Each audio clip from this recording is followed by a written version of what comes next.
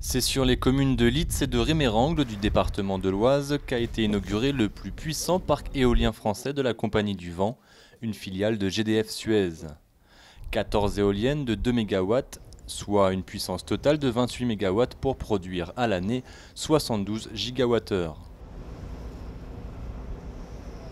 Du haut de leurs 125 mètres, elles fournissent en électricité l'équivalent de la consommation énergétique annuelle de près de 32 000 personnes. Le problème, à 800 mètres des premières habitations, l'éolienne ne fait pas que des heureux. Ces éoliennes, ça vous dérange, vous? Oui, Pourquoi? pour le bruit, quand le vent est pas dans le bon sens, disons.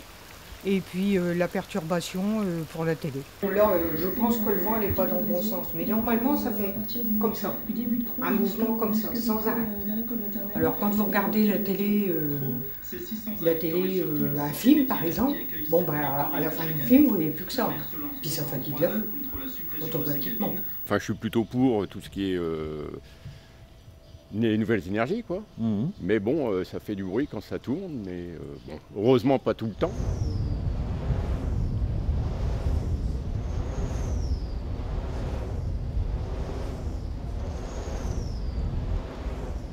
Il y a eu, lors de la mise en route, quelques problèmes. Il y a eu un fort vent d'est, qui est donc un vent contraire.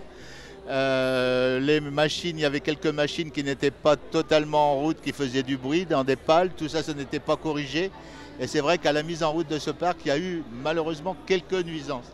Bon, la Compagnie du Vent a fait le maximum et fera toujours le maximum, elle nous l'a promis, pour essayer d'améliorer cet état de fait. Aujourd'hui, c'est quand même nettement moins désagréable.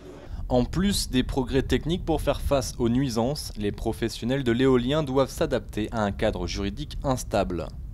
Le Sénat a voté une loi qui met en place ce qu'on appelle le classement aux ICPE des éoliennes. Et du coup, toute la réglementation qui nous était assujettie, à laquelle on était assujettis jusqu'à maintenant, va changer. Et nous allons passer de la réglementation du code de l'urbanisme au code des installations classées, avec évidemment au passage un tour de vis, ce qui fait que ça sera encore plus difficile de construire des éoliennes.